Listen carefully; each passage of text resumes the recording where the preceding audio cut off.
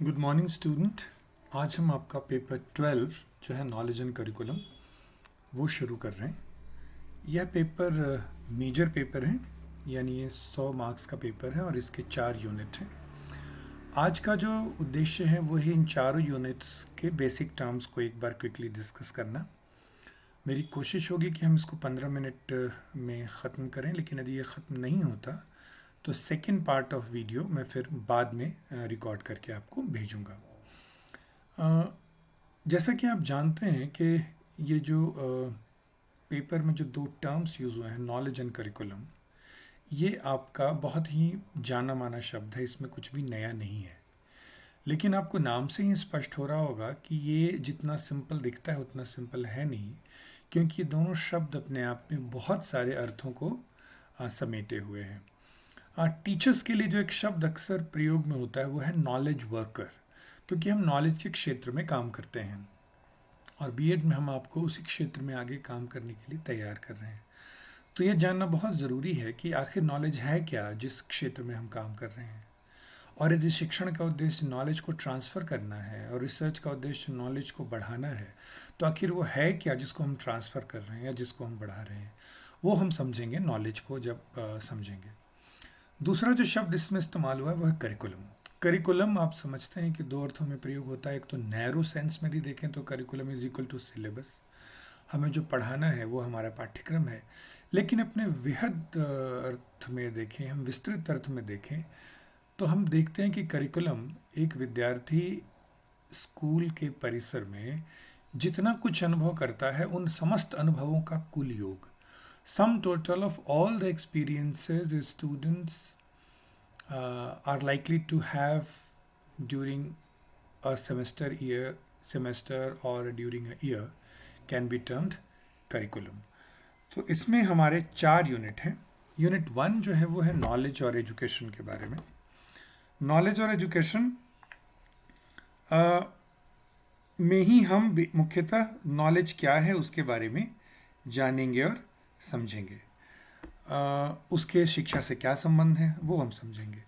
Unit 2, 3, 4 ये तीनों curriculum से लिंक्ड है। Basis and principles of curriculum unit 2 है। Model, patterns and approaches of curriculum designing unit 3 है। और करिकुलम का इवेल्युएशन यूनिट 4 है। अर्थात हम बनाने के सिद्धांत क्या हैं पाठ्यक्रम के, वो यूनिट 2 में पढ़ेंगे। किस तरह से बनाते हैं, अप्रोचेस क्या हैं, मॉडल्स क्या हैं, वो यूनिट 3 में पढ़ेंगे। और जो हमने बनाया है करिकुलम, एक समय बीत जाने के बाद उसको हम इवेलुएट कैसे करते हैं, वो है करिकुलम इवेलुएशन यूनिट 4। सबसे पहले देखते हैं यूनिट 1। यूनिट 1 है नॉलेज और एजुकेशन। इसमें सबसे पहले हम पढ़ेंगे ज्ञान है क्या, कॉन्सेप्ट क्या है उसका, कितने तरीके के होते हैं, what are the types of knowledge, ज्ञान प्राप्ति के सोर्सेस कौन से हैं, कहाँ कहाँ से किन किन रास्तों से हमें ज्ञान प्राप्त होता है, वो हम डिस्कस करेंगे, सोर्सेज ऑफ नॉलेज। और ज्ञान को कुछ मिलते जुलते शब्दों के साथ हम डिस्टिंग्विश करने की कोशिश करेंगे। हम ये जानने समझने की कोशिश करेंगे कि नॉलेज और स्किल, ज्ञान और कौशल में क्या फ़र्क है, टीचिंग एंड ट्रेनिंग, शिक्षण और प्रशिक्षण में क्या फ़र्क है, नॉलेज एंड इंफॉर्मेशन, ज्ञान और सूचना में क्या फ़र्क है, रीज़न एंड बिलीफ, तर्क और मान्यता में क्या फ़र्क है। तो यूनिट 1 का जो फर्स्ट एस्पेक्ट है वो है नॉलेज, उसके कॉन्सेप्ट, टाइप, सोर्सेज और मिलते जुलते शब्दों से उसका क्या अंतर है। आप कॉमन सेंस से समझते होंगे कि ज्ञान शब्द को मुश्किल है डिफाइन करना। एक्चुअली हम जो इस पेपर में डिस्कस करेंगे वो ज्ञान को नहीं करेंगे, एक्चुअली नॉलेज को करेंगे। हालांकि आप ये कह सकते हैं कि दोनों एक ही शब्द है, लेकिन ऐसा नहीं है। भारतीय परंपरा में ज्ञान का जो सबसे जो प्रचलित अर्थ है वो आध्यात्मिक ज्ञान के संदर्भ में है, लेकिन नॉलेज एक फिलॉसफिकल ब्रांच के कंटेंट के रूप में हम ज़्यादा समझते हैं। आपको पता होगा कि फ़िलॉसफी के 5 ब्रांचेस हैं जो हम नेक्स्ट क्लास में डिस्कस करेंगे। उसमें से एक ब्रांच को हम कहते हैं एपिस्टेमोलॉजी। एपिस्टेमोलॉजी एपिस्टीम से बना है, जिसका अर्थ है knowledge. Epistemology is about discourse on knowledge. तो उसी से जुड़ी हुई चीज़ें हम यूनिट 1 के पार्ट 1 में डिस्कस करेंगे। पार्ट 2 में हम डिस्कस करेंगे कि बाल आधारित शिक्षण, चाइल्ड सेंटर्ड एजुकेशन, खासकर आधुनिक संदर्भों में जो है उसके आधार क्या हैं। 3 कॉन्सेप्ट्स हैं, concept of activity, concept of discovery and dialogue. लेकिन ये जो तीनों टर्म्स हैं, एक्टिविटी, डिस्कवरी और डायलॉग, ये हम थोड़ा तो जनरल में आपसे डिस्कस करूंगा, लेकिन आपके पाठ्यक्रम की रिक्वायरमेंट ये है कि आप इसको 4 बहुत प्रसिद्ध और महत्वपूर्ण व्यक्तियों के जो शिक्षा में योगदान है उसके आईने में चाइल्ड सेंटर्ड एजुकेशन, खासकर कॉन्सेप्ट ऑफ एक्टिविटी, डिस्कवरी और डायलॉग को समझेंगे। और वो 4 लोग हैं महात्मा गांधी, श्री अरविंद घोष, गीचूभाई बधेका और पाउलो फ्रेरे। गांधी जी को आप जानते हैं, अरविंद घोष एक बहुत बड़े दार्शनिक थे और स्वाधीनता सेनानी भी थे। गीजूभाई बधेका गुजरात के एक बहुत महत्वपूर्ण शिक्षा शास्त्री थे जिन्होंने इंडिया में पहली बार मॉन्टेसरी सिस्टम जो था वो इंट्रोड्यूस किया, और गीजू भाई के ही प्रयासों से बहुत सारी चीज़ें हुई जिसके बारे में हम इसमें पढ़ेंगे। पॉलो फ्रेरे ब्राज़ील के एक बहुत इम्पॉर्टेंट एजुकेशनल थिंकर हुए हैं, और इन चारों के हम संक्षेप में इनके जीवन के बारे में जानेंगे, शिक्षा में जो इनकी भूमिका रही उसके बारे में जानेंगे। लेकिन अल्टीमेटली जो हमारा फोकस है वो है कि बाल आधारित शिक्षण में इन 4 लोगों की क्या भूमिका रही, खास करके एक्टिविटी, डिस्कवरी और डायलॉग।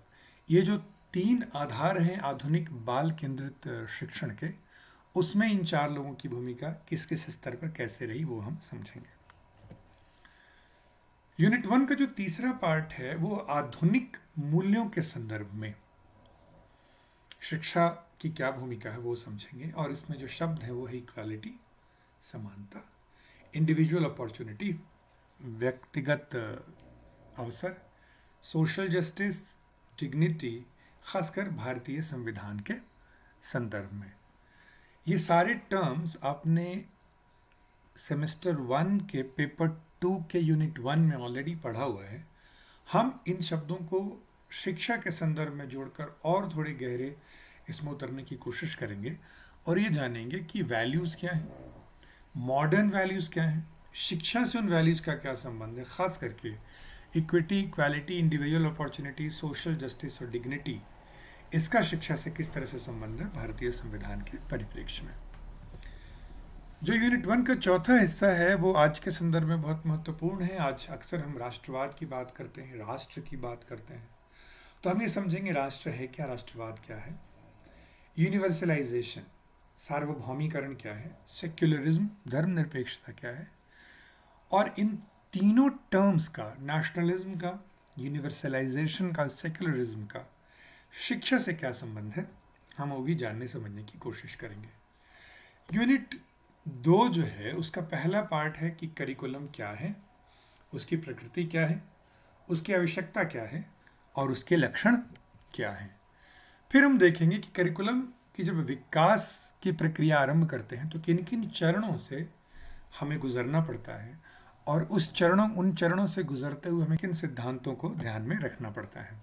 जो टीचिंग ऑफ सोशल साइंस के स्टूडेंट रहे हैं उनको याद होगा कि जब हमने पेपर 9 पार्ट ए किया था सेकेंड सेमेस्टर में, तो वहाँ हमने करिकुलम कंस्ट्रक्शन के ऑलरेडी कुछ प्रिंसिपल्स पढ़े थे, लेकिन वो सोशल साइंस के संदर्भ में थे। इस बार हम जेनरिक संदर्भ में उसको समझने की कोशिश करेंगे।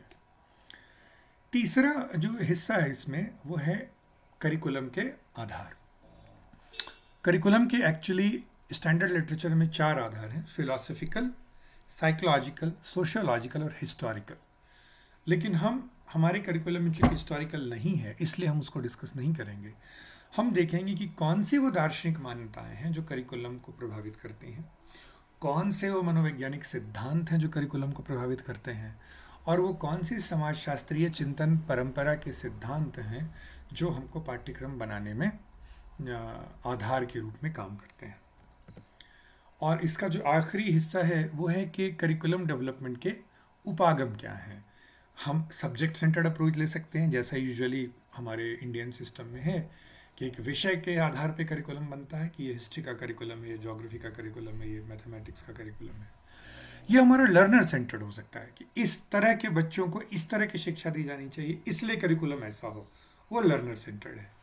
कई बार प्रॉब्लम सेंटर्ड होती है, जैसे जो इंडिया में खास करके MBA एजुकेशन है वो लार्जली प्रॉब्लम सेंटर्ड है। जैसे उसमें करेंगे कि पतंजलि के व्यापार में ये घाटा हो रहा है, इस घाटे को कम करने के ये तरीके हो सकते हैं, उन तरीकों के लिए ये सिद्धांत हैं। तो वहाँ प्रॉब्लम से हम सिद्धांत की तरफ जाते हैं, फिर उन सिद्धांतों को इस्तेमाल करके प्रॉब्लम को सॉल्व करने की कोशिश करते हैं। और जो लास्ट टॉपिक है वो ये है कि अभी का जो स्कूल करिकुलम है उसकी क्या क्या कमियां हैं, एग्जिस्टिंग स्कूल करिकुलम की जो सीमाएं हैं, जो कमियां हैं, वो हम इसमें डिस्कस करेंगे। यूनिट 3 का जो पहला सेक्शन है वो ये है कि करिकुलम डिज़ाइन के कुछ मॉडल हैं। टैक्सलर का administrative line staff model, Hilda Taba का grass root level planning. Hilda Taba आप विशेष रूप से पढ़ेंगे क्योंकि एग्ज़ाम में अक्सर आता है, और टेट के प्रश्न पत्र में भी हिल्डा ताबा से क्वेश्चन अक्सर देखे गए हैं। करिकुलम डिज़ाइनिंग के कुछ और मॉडल हैं। टाइलर का मॉडल है, व्हीलर का मॉडल है, कर का मॉडल है। वो भी हम यूनिट 3 के सेकेंड पार्ट में करेंगे। यूनिट 3 के थर्ड पार्ट में है पैटर्न्स ऑफ करिकुलम डिज़ाइनिंग। वो एक्चुअली काफ़ी कुछ स्टेजेस से लिंक्ड है जो यूनिट 2 में हम ऑलरेडी पढ़ चुके होंगे।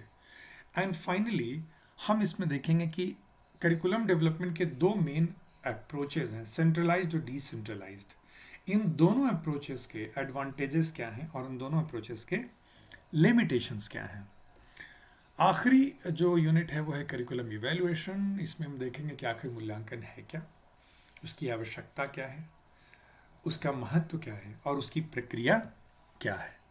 साथ ही हम कुछ जो समितियां हैं उनकी रिकमेंडेशंस भी देखेंगे, खासकर university education commission, secondary education commission जो 1964-66 का बना था, और जो नेशनल पॉलिसी ऑन एजुकेशन 86-92 का है। करिकुलम से जुड़े हुए जो इनकी रिकमेंडेशन है कि यूनिवर्सिटी एजुकेशन कमीशन क्या कहती थी, या जो कोठारी कमीशन 64-66 का है, उसमें करिकुलम को लेकर के, करिकुलम डेवलपमेंट को लेकर के क्या चीज़ें बताई गई हैं, क्या गाइडलाइंस हैं, हम वो पढ़ेंगे। यूनिट 4 का थर्ड पार्ट है कि एनसीएफ क्या कहता है करिकुलम इवैल्यूएशन को लेकर के, वो हम पढ़ेंगे। और जो आखिरी हिस्सा है वो ये है कि करिकुलम के इवैल्यूएशन कंटिन्यूअस प्रोसेस में हो, इसके लिए हमको कंटिन्यूसली फीडबैक लेना पड़ता है लर्नर से, टीचर से, कम्युनिटी से और एडमिनिस्ट्रेटर से, क्योंकि अल्टीमेटली यही 4 स्टेक होल्डर्स हैं जो करिकुलम डेवलपमेंट से लेकर के करिकुलम ट्रांजैक्शन, करिकुलम इवैल्यूएशन, सारे करिकुलम साइकिल के हर स्टेप पर इनकी भूमिका महत्वपूर्ण होती है। तो लर्नर से कैसे फीडबैक लेते हैं और उस फीडबैक का करिकुलम को इम्प्रूव करने में कैसे हम इस्तेमाल करते हैं, टीचर्स की क्या भूमिका होती है, उनसे हम फीडबैक कैसे लेते हैं और कैसे करिकुलम डेवलप करते हैं, कम्युनिटी के फीडबैक कैसे लेते हैं और करिकुलम डेवलपमेंट में क्या यूज़ करते हैं, और एडमिनिस्ट्रेटर, इनकी भी भूमिका बहुत महत्वपूर्ण है। क्योंकि करिकुलम को ट्रांजैक्शन के लिए जो इम्पॉर्टेंट इंफ्रास्ट्रक्चर है वो इन्हीं के थ्रू होती है। सपोज़ कीजिए आपने करिकुलम में कह दिया कि स्टूडेंट्स प्रैक्टिकल में सीखेंगे, लेकिन उस प्रैक्टिकल को करने के लिए जो इक्विपमेंट चाहिए इतना महंगा है कि करिकुलम के जो एडमिनिस्ट्रेटर हैं वो प्रोवाइड ही नहीं करा पाए। तो करिकुलम एडमिनिस्ट्रेटर का फीडबैक भी बहुत महत्वपूर्ण है कि उनकी सीमाएं क्या हैं, उनके संसाधन क्या हैं, और जिसके आधार पर हम करिकुलम को इम्प्रूव कर सकते हैं। इसी प्रेजेंटेशन में मैंने कुछ लिस्ट बनाई है जो इम्पोर्टेंट बुक्स की हैं, बुक्स के चैप्टर्स की हैं, वो आप देख सकते हैं। हालांकि अलग अलग टॉपिक पे मैं आपको उस स्पेसिफिक टॉपिक पे मैंने जो आपको प्रेजेंटेशन प्रिपेयर किया है वो कौन से रेफरेंसेज उसमें यूज़ हुए हैं उसकी भी सूची मैं हर पावर पॉइंट प्रेजेंटेशन के एंड में डालने की कोशिश करूँगा कि यदि आप अपने स्तर पर उसी विषय को और विस्तार से और गहरे में जा कर के पढ़ना और समझना चाहते हैं तो आप कर सकते हैं। क्योंकि आपको पता है कि नॉलेज जो खासकर फर्स्ट यूनिट है वो बहुत ज़्यादा हेवी है कंसेप्चुअल डेंसिटी के हिसाब से, और उसमें बहुत सारे ऐसे कॉन्सेप्ट हैं जिसमें कि एक राय नहीं है। तो मैं उन राय जो अलग अलग विद्वानों ने, अलग अलग विषय के विशेषज्ञों ने अलग अलग व्यूज़ दिए हैं उसको मैं एक जगह कर कर आपको संक्षेप में प्रेजेंट करने की कोशिश करूँगा। और उससे जुड़े हुए जो प्रश्न हैं वो जो व्हाट्सएप ग्रुप है या जो जीमेल पे जो गूगल ग्रुप बनाया गया है उस पर आप किसी भी माध्यम से, या आप अपने मेरे पर्सनल नंबर पे आप व्हाट्सएप के थ्रू या जीमेल के थ्रू किसी भी तरीके से जो क्वेश्चंस हैं उसको आप पूछ सकते हैं। ये कुछ रिसर्च पेपर्स हैं जो अलग अलग टॉपिक्स पे आपको काम आ सकते हैं, और कुछ कोर्स मटेरियल। एक तो भारतीदासन यूनिवर्सिटी का है जो मेरे ख्याल से अनूप सर ने भी आपसे शेयर किया है। जो उत्कल यूनिवर्सिटी की वेबसाइट पे भी डिस्टेंस एंड कंटिन्यूइंग एजुकेशन पे कुछ मटेरियल अवेलेबल है, वहाँ से ले सकते हैं। और सबसे इम्पॉर्टेंट जो ई ज्ञान कोश .ac.in इग्नू का के कोर्स मटेरियल की वेबसाइट है, उसमें भी आपको नॉलेज एंड करिकुलम से जुड़े हुए टॉपिक्स पे आपको अलग अलग मटेरियल मिल जाएंगे। तो आई होप कि हम बहुत जल्दी सिलेबस को कवर करने में स्पीड पकड़ेंगे, और आपके जो डाउट्स हैं हम साथ के साथ उसको क्लेरिफाई करते रहेंगे। Thank you.